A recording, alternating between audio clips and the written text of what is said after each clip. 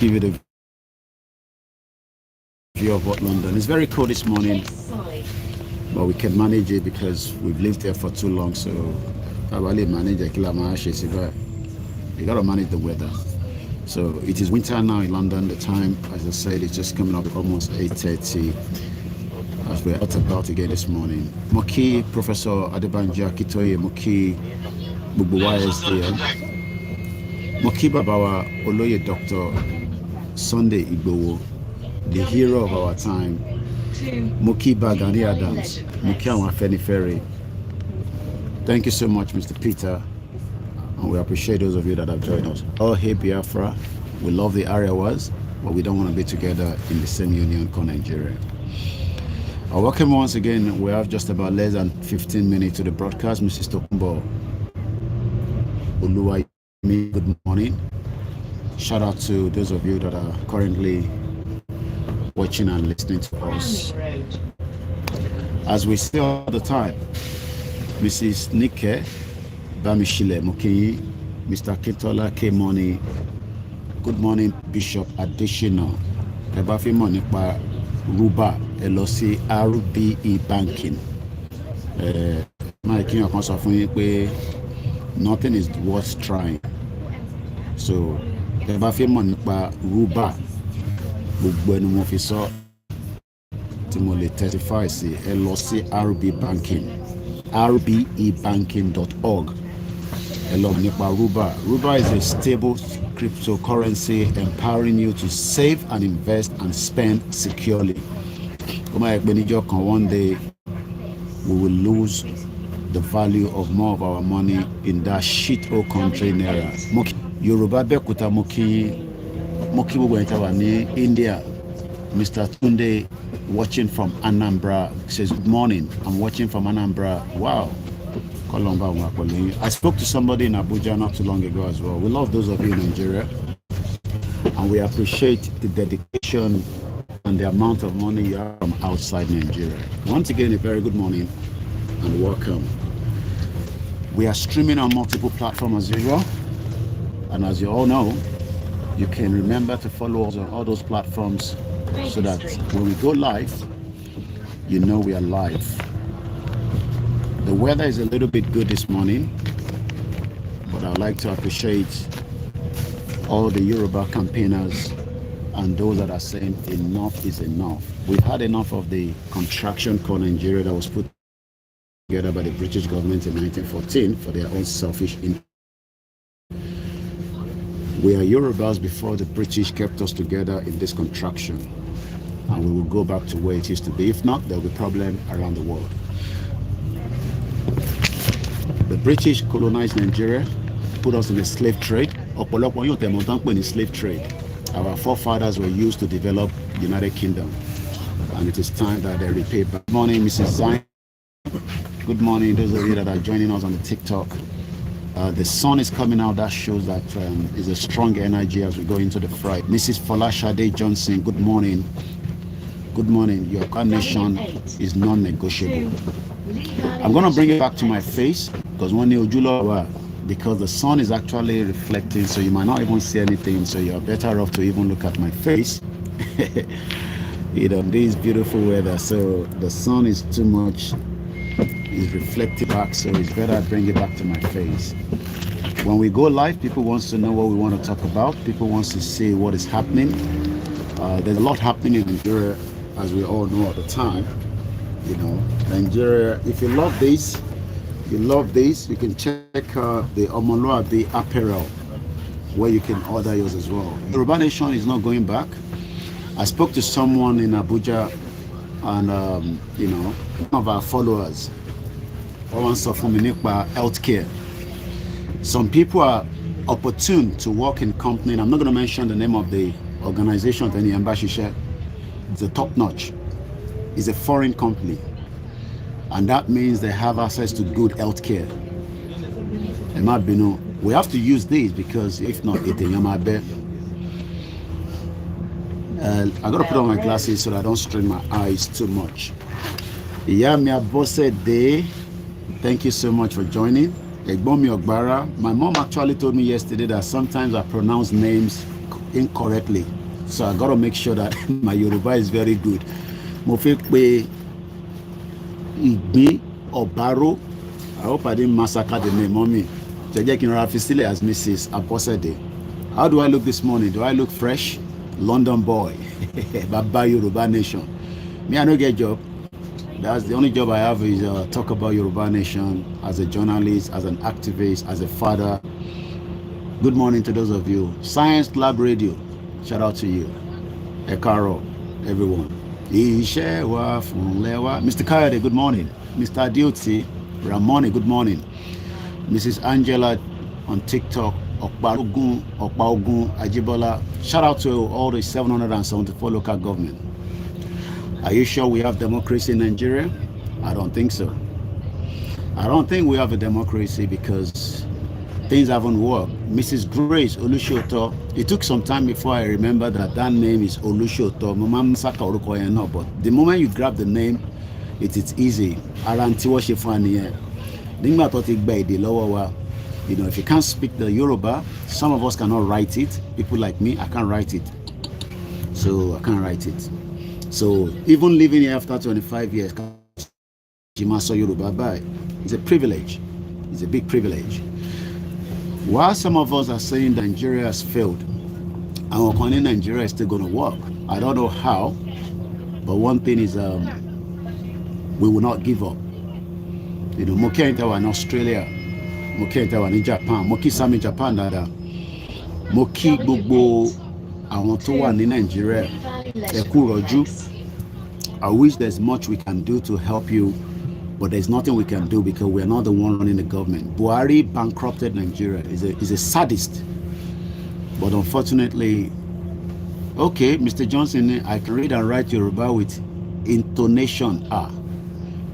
Yoruba, yeah. That's very good. Etobale ko Yoruba.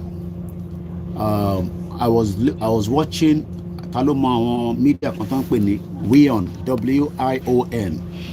They actually did something on a Yoruba girl that broadcasts in Yoruba. She's a sports journalist. But Yoruba lo ma fi ṣe. Mr. Lanrewaju Dande Moki, Mr. Deyemi 9282. Good morning. Good morning to those of you that are joining me on TikTok. I want to show you the front, but the weather is maybe now I can show you again. Let's turn the camera again and show you the front again. This is what London looks like this morning. It is beautiful. It is good to be here. It is a privilege to live in this country that has freedom and also gives you what it takes. So many of us have asked question, Kilo de ti Nigeria now rebuy after 63 years. Not that we don't have the money, we have everything, but they refuse. Mr. BC Okelano said, please, when are we going to have our nation? Well, we have our nation when everybody's ready. You know, 50% of Yoruba are still supporting the government and they don't want Yoruba nation. So Yoruba nation is going to happen when everyone are determined. Mr. Sheon Ola, I don't want to put the other name because the other time you said to me that is not the full spelling. So Makok here as Mr. Sheon. Good morning to those of you on the TikTok. So you're watching London this morning. So this is London live, okay? On Koikimedia, the finest African and Caribbean radio station, which is the UK, with Koikimedia bringing the world closer to your doorstep. Odabe Yami, Kimalo ma gbe funra won. And thanks so much for the not just prayer, financial support, and I like advice. I like to be criticized as well. It's part of making us strong. Babakitoye says, and I quote, the Yoruba people, the noble go towards the noble path. Ganelo Yede, good morning and happy Friday. Mr. Bisini, please, we go survive. Well, we will survive. It's just a matter of time. Once again, Just Reason say we are civilian rule in Nigeria, but not democracy in Nigeria at all. I listened to a pastor yesterday. See if I can pull it out. Pull it out. Pastor Joseph, good morning, sir. The journey seems farther on daily basis. Bẹ́ẹ̀ni, may God help us. Wọ́n sọ̀rọ̀ nípa the LGBT in Nigeria. I don't know what the government is doing, but it seems that we are going to sign the LGBT into law or something. I don't know. So I have to go and read a little bit more about it. Ìbéèrè tí mo fẹ́ bi gbogbo ẹ̀yin ọmọ Yorùbá láàárọ̀ ẹ̀ àti ẹ̀yin followers wa, ṣé kò ṣe pé wọ́n ti gbọ́wọ́ lé Tinubu lára báyìí? There's a lot. Ẹ mọ̀ pé Buhari náà gbà tó dé ó ní ìyàwó ẹ̀ ni wọ́n ti hijack government. My question this morning is on Friday. Okay, èní ni 18. Okay, not. Okay, ṣègùn lórí àpéyàn kan correct me lẹ́ẹ̀kan bẹ́ẹ̀ mo rí comment kan tó ní today is 18. She's èní ni 18. Yeah, been in the Friday. Yeah, everybody's suffering. Àwọn táwa ní London náà suffer yàtọ̀ lóko yàtọ̀ síra wọn ni. Mo kíyàwó Irene ọ̀nà abúlé ẹ̀ka rọmà. Mo kí gbogbo èèyàn dáadáa. Àwọn ìyá tó ń wọjọ́ ọ̀la ilẹ̀ Yorùbá àtàwọn tó ń wọjọ́ ọ̀la Nàìjíríà pé ṣé bí nǹkan ṣe ń lọ iná ló máa continue bẹ́ẹ̀. Bó ṣe máa ń sọ ní gbogbo ìgbà. We all have a role to play. I am just playing my own role. I'm asking the question again. Ṣé wọ́n ti hijack gọ́ọ̀mẹ̀ntì Bọ́lá Tinubu àbí wọ́n ti hijack ẹ̀? Mo kí Mr. Saheed Balogun, mo kí gbogbo ẹ̀yin tí Òkè Pòpò, mo kí ẹ̀yin tójú ẹlẹ́gbàá ẹ̀yin tí Mushin, mo kí yín Mushin olóòṣà. Okay, yeah, ẹ̀gbọ́n mi Yẹmí Fátókí, Mọ̀mísí mi correct mi lánàá. Thank you so much for the rose, Mr. Oba Coach 22. Mọ̀mísí mi láti correct mi pé Yẹmí Fátókí ni, not Yẹmí Fátókẹ́ bí ṣe máa ń pè. Ṣé ẹ má bínú ẹ̀gbọ́n mi o, ẹ dẹ̀ máa ń tọ́jú mi dáadáa báyìí kí n máa mọ orúkọ yín pronounce. Ẹ má bínú yẹn wa tí bá pronounce orúkọ yẹn without pronunciation properly. Ẹ má bínú sí mi rárá. Ẹ bá mi máa gbà bẹ́ẹ̀. Ẹ ṣé gan-an ẹ̀gbọ́n mi. This is Koikimedia Live once again, bringing the world closer to our doorstep. We're talking about the right to self-determination and why we need to unbundle the amalgamation that the British put together in Nigeria in 1914. It is not working. Kò sí bí ó ṣe fẹ́ work. Ẹ ṣé gan-an ẹ̀gbọ́n mi Yẹmí Fátókí. Anonymous mi correct me pé pronunciation is wrong. Two names my mom pronounced yesterday says Ogbara. Ẹ̀gbọ́n mi Ogbara àwọn tí lọ síbi iṣẹ́. Ó lè máa sùn báyìí. Kó dà pé night ló máa ń ṣe. It's not easy. Ìyá mi Abọ́sẹ̀dé, mo ní láti sọ̀rọ̀ yẹn kò ń ṣe ọ̀rọ̀ tí máa fẹ́ sọ nínú bus. But wọ́n ní Tinubu ti fẹ́ sign LGBT law. Àwọn tó bá mọ̀ tán pè ní LGBT, àwọn ọkùnrin àtọkùnrin tó máa ń bára wọn sùn àtọbìnrin àtọbìnrin tó ń bára wọn sùn. Ẹ mọ̀ pé àwọn West wọ́n try láti push Africa pé kó accept LGBT. Kò ń ṣe nǹkan ti tọ̀dọ̀ tiwa, but àwa tá à ń gbé ní bíbá àti accept pé bíbá là ń gbé, so right tí wọ́n ní ní bíbá. Ṣé nǹkan tá gbọ́dọ̀ promote ní Africa? Ìyẹn kù sí gbogbo wa ká máa rò lọ́kàn. So ẹ ṣé gan-an ẹ̀gbọ́n mi. Gani Olóyèdé ní Tinubu head is under the northerners' foot. Everybody knows that. Okay? No, ma quello non è una persona cattiva. So Non è una persona cattiva. èèyàn kan ló ń sọ̀rọ̀ yẹn náà nísìnyí. Èmi ò gbọ́n tó ń sọ, òun náà gbọ́n tí mò ń sọ. Mr. Bisini, we don't really understand Tinubu government again. It's like they don't get it. Just recently, in Friday, 17th of November. Because it's more important, can reference the date at the time. Akioloye Igboho lẹ́ẹ̀kan sí. Gbogbo wa ni màmá ní ilẹ̀ Yorùbá wọ̀ gbọ́dọ̀ bá mọ́ wa lọ́wọ́. Mo ń béèrè pé ṣáṣe láwọn ọba ṣàrẹ̀ ṣe níjòyè.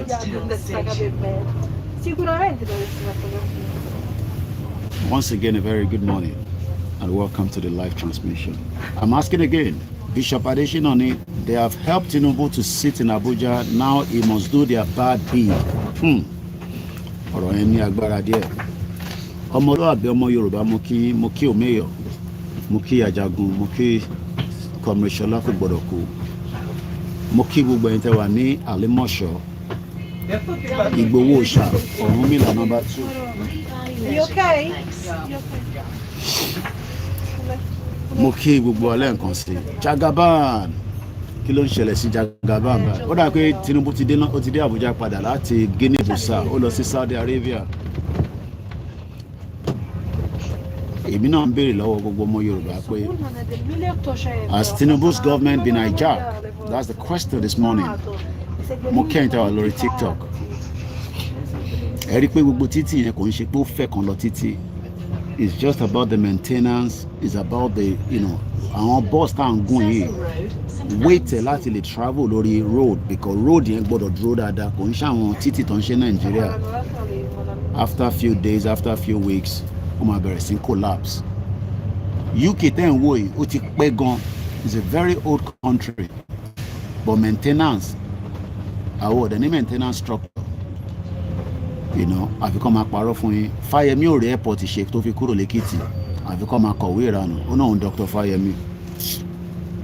Mo kí ìjáyà Easy Dollar ó wà lórí ètò lórí ètò mo kí ẹ. Kúnlé Bakers mo kí ẹ. Ṣẹ́gun Ọ̀nà, ìyàwó Agbémilékè. Mo kí Yorùbá World Media, mo kí Home Base Media, mo kí Independent Media. Gbogbo àwọn tẹ́ ń rí tí ó ń lọ tó ń bọ̀ yìí, they are on their way to work or they are coming back. Gani Oloyede ni we have kings but they are all duplicated kings. Ìyẹn tún lágbára díẹ̀ o. The question this morning is Koiki, your boss is heading towards my side now. Èmi máa ń káàkiri ni. I move around all the time. Just reasoning for LGBT Nigeria and for PayPal, they fit do. For your safety, please cross the My question again this morning is, has this government of Bola Tinubu been hijacked? And what is the future for Nigerians with this government? We are campaigning for the right to the dissolution of Nigeria, dismantle of Nigeria, de-amalgamate Nigeria. But Nigerians say no, we should keep Nigeria. Or probably some Yoruba say Tinubu ló máa wá padà unbundle Nigeria. Ọ̀pọ̀lọpọ̀ àwọn ọmọ Yorùbá intan feel lọ́kàn ni pé Tinubu ló máa unbundle Nigeria. I don't believe that. I don't think so. But I am not Elédùmarè. Ìyá mi Grace Olúṣòtọ́ Tinubu wants to sign that law again, man to man, woman to woman. Ìyẹn náà dá náà nílùú Nàìjíríà níbo la tún já sí báyìí. Wọ́n náà ti gbé ọwọ́ lé Tinubu lára. The question again is, how much more ní Nigeria ṣe lè hold kó tó di pé gbogbo ẹ̀ máa fọ́ sí wẹ́wẹ́? Every day pressure is building up. Gani Oloyede, Mr. Koiki, did you listen to our brother Moluka program yesterday? He spoke well. Okay, mo ní láti lọ gbọ́ tí láti bá délé mo ti gbọ́. I try to cut on tí mò ń sọ. Ìtàṣe ń sọ pé make a mo kí àwọn Biafra lẹ́ǹkan sí, mo kí gbẹ̀yìn tẹ́ wà ní south east, mo dẹ̀ kẹ́yìn tẹ́ wà ní north east, mo kẹ́yìn tẹ́ wà ní middle belt. Èdè ṣe pàtàkì, kò lè àfi tó bá yẹ kó gbọ́ èdè tí mò ń sọ. In tó ń sọ nísìnyí mo gbọ́ pa nǹkan tó ń sọ, àfẹn tó bá gbọ́ nínú broadcast ló lè mọ̀ tó ń sọ. Ìtàṣe ń sọ pé èdè ṣe pàtàkì ni èdè dẹ̀ máa ń jẹ́ coded ní èdè. Ìyá mi Esther Ọláwálé mo kí ẹ káàbọ̀ sórí ètò. Pastor Joshua ni no politician will ever support Nigeria unbundle. Ìyẹn náà mo ṣe ń wọ́ndà táwọn kan bá ní Tinubu ló máa wá pín Nàìjíríà. Màmá bèrè pé lọ́nà wo? Mo kẹ́yìn gbogbo bàbá wa nínú Olúwa. Justice for the masses, wọ́n ní good morning sir, èmi náà kí yín o. Mo kí bàbá mi Sulaimon, gbogbo Woolwich, ẹ̀gbọ́n mi Triple DRS, báwo lọ́dọ̀ yín láàárọ̀ yìí? Ẹ káàárọ̀ sà. Mo kí gbogbo ẹ̀yin èèyàn wa, mo kí Nigerian Muslim Association ní UK, mo kí Alájà Bàrúwá, ẹ káàárọ̀ lẹ́ǹkan sí ìyá mi Esther Ọláwálé. Ìwà pẹ̀lú ẹ̀wà mo kí Yèyege, ó ti pẹ́ ta ti gbúrò Àbíbá. Ìyá mi Abọ́sẹ̀dé ni wọ́n ti gbà tipẹ́ pẹ̀lú gbogbo bí wọ́n ti ṣe gba ìjọba ẹ̀yin ọmọ Yorùbá dìde. gbogbo wa la ní káwọn ọmọ Yorùbá dìde àwọn ọmọ Yorùbá nípa àwọn ok mo ti ó ti yé mi mo ti moment tó wà ń bẹ má wọ̀ ní láti explain mo ti rí message tó send kọ́lọ́n kó bò wá láṣìírí ẹ̀yin tẹ́ wà ní Eltham mo kí n báwọn ní Eltham láàárọ̀ ẹ̀ mo kí ẹ wà ní outside London mo kí ẹ egun ní Scotland ok Italia ló ń sọ ẹ̀yin gbọ́ èdè gan nìyẹn o Mr. Bankiola ní ṣé bẹ́ẹ̀ lẹ́ ń gbé ni ara ń tàn sọ nìyẹn. Shalom, Mr. Koiki, is my YouTube in the car, not a fake account. Okay, Mr. Koiki, here is my YouTube in the car, not a fake account. More understand message, Mr. TJ. Kini Bishop, so Bishop ni when they say Omowani Koshe Dibebere, unknown to them that it is pamper that is packaged inside it, idi. Bàbá mi Omowa AK Mukin. Mo ń béèrè lẹ́ẹ̀kan sí mo ní ṣé àwọn politicians yìí tó ní ká ṣe sùúrù fún ṣé wọ́n lè unbundle Nàìjíríà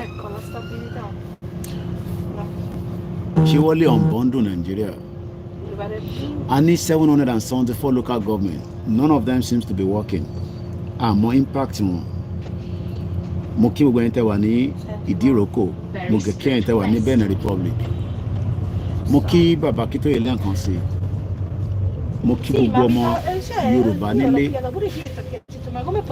ṣẹ́rí pé èdè tó ń sọ yẹn ó dùn lẹ́nu ẹ̀ bíi ṣúgà bí Yorùbá ṣe dùn lẹ́nu tèmi náà àkókò jọ gbọ́ra wa Ọlọ́run kó ṣàánú tó bá jẹ́ Nàìjíríà nísìnyí wọ́n á ní speak in English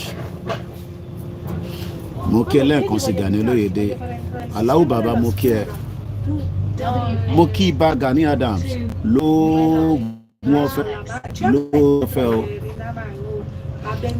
Ẹ̀gbọ́n mi triple down ní until we start dealing with the politicians.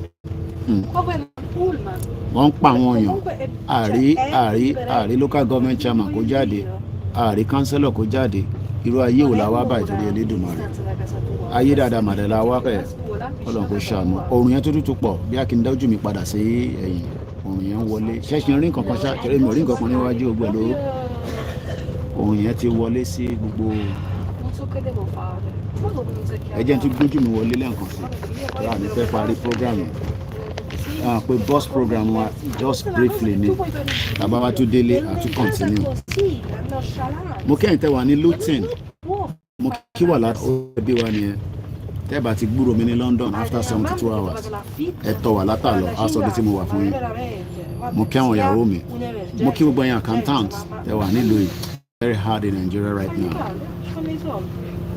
Ọmọlúwàbí àtà Yorùbá ní Koiki, good morning. I will always say Yoruba leaders and elders are problem of Nigeria. Kí la máa wá ṣe báyìí if there were problems? How can we deal with the problem? Pastor Joshua ní my greetings to Professor and CSI. Màá bá yín jíṣẹ́.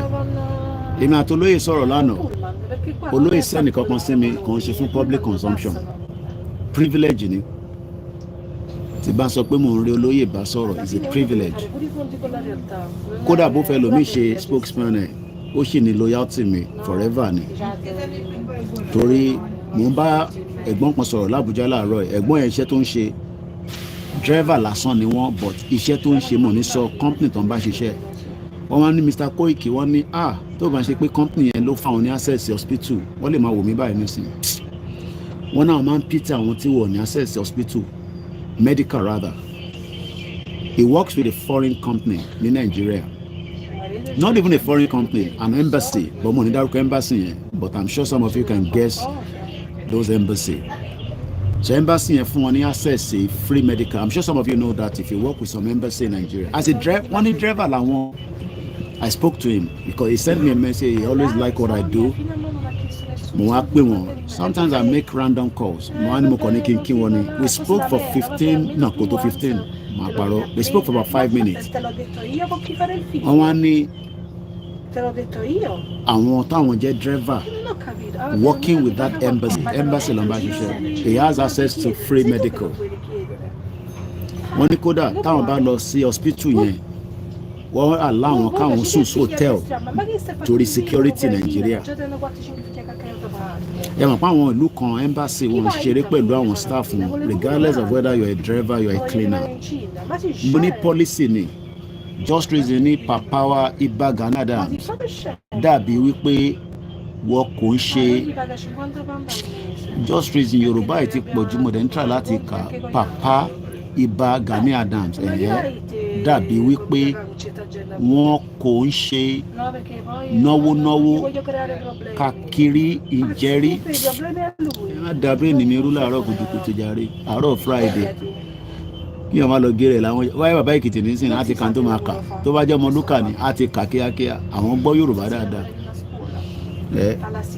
mo kí gbogbo ẹ̀yin White Garment Church àdúrà máa gbà what God cannot do does not exist mo kí gbogbo ẹ̀yin bàbá wa ní Olúwa mo kẹ́yìn àfà wa mo kí ọmọdé mo á kí gbogbo ẹ̀yin oníṣègùn ẹ̀yin babaláwo ẹ̀yin aláwo ẹ̀yin ìyá Ọ̀ṣun àwa la nìyẹn culture wa ni ibi tèmi dé èmi ò mọwọ́ ibi tèmi délé ni o at 40 plus èèyàn kan lè gbé àràjẹ fún mi mọ́ báyìí ó yẹ yín èmi ò force anybody pé kó lọ ṣẹ̀ṣẹ̀ ṣe o mo dẹ̀ force kó ṣe Christian mo force kó ṣe Muslim mo dẹ̀ force kó ṣe Hindu kódà ó lè di atheist gan but níbi tèmi dé ní 40 years culture mi èèyàn kan lè fi wọ́n tẹ́po sí kinní kan ó gbóyè fàgbó ni sọláyà àtijọ́ nìyẹn mo kí gbogbo ilé nǹkan sí Ọlọ́run Olódùmarè á wà pẹ̀lú kò ní fi wá sílẹ̀ mo kí àwọn Àgbẹ̀kọ̀yà mo dẹ̀ kí gbogbo àwọn ọdẹ mo gbọ́ díò bàbá kan lánàá lọ́yà ń pò Ògbómọ̀ṣọ́ ní ẹ̀gbọ́n yẹn wà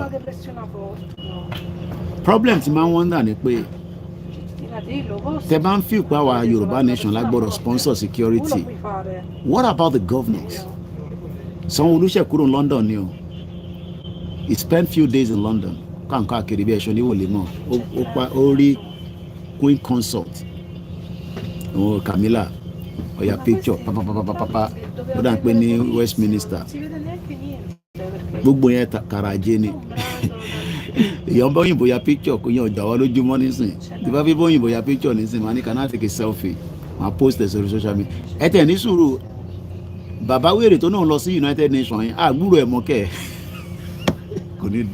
kò ní dá fún dúpọ̀ ní tìrì bob bastard.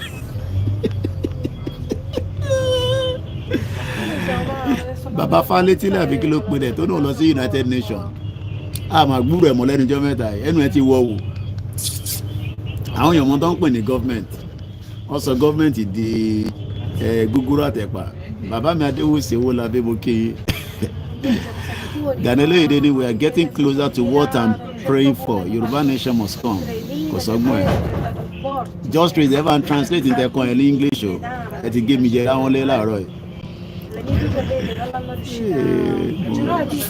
àwọn 2x2 mo kí gbogbo alẹ́ nǹkan sí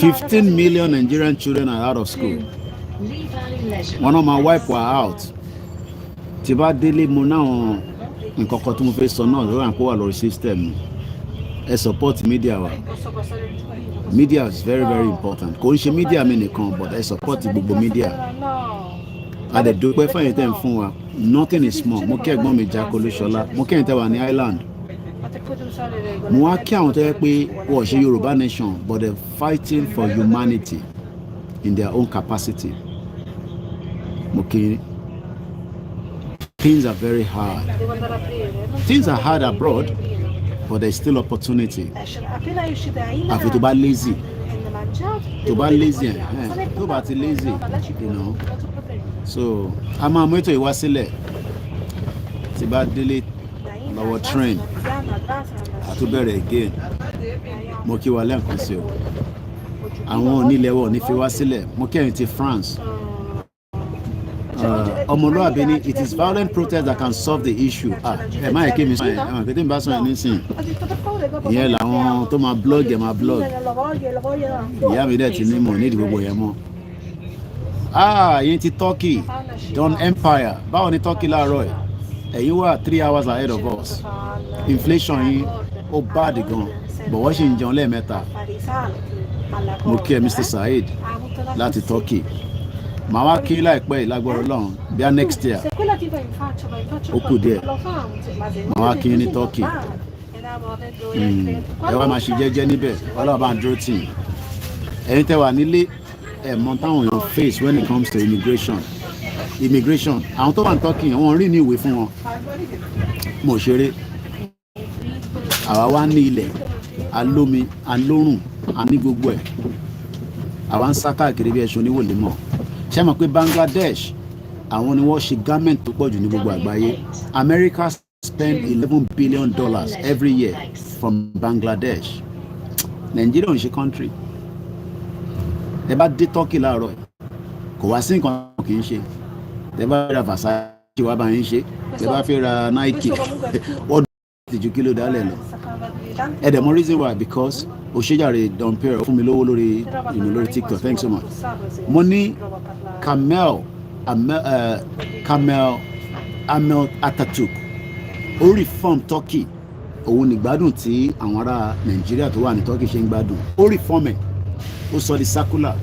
Mo ní Turkey àwọn ọmọ wọn lè wọ́n lè má wọ̀ wọn sísàlẹ̀ kọ́kọ́ lé lórí wà láwọ̀ ẹ̀ mo ṣeré and it's an Islamic country. Ẹ jẹ́ ká dé mọ́bẹ̀ for now àpàdé later. Ọláyọmí Koikimedia bringing the world closer to your doorstep. Odò agbèwà kò ní bí ọ̀dà lẹ̀. My name is Baba Yoruba Nation. No retreat, no surrender. Good morning, bye for now. Ẹ má bínú irin tó wà níbí báyìí ló fún wa ní that kind.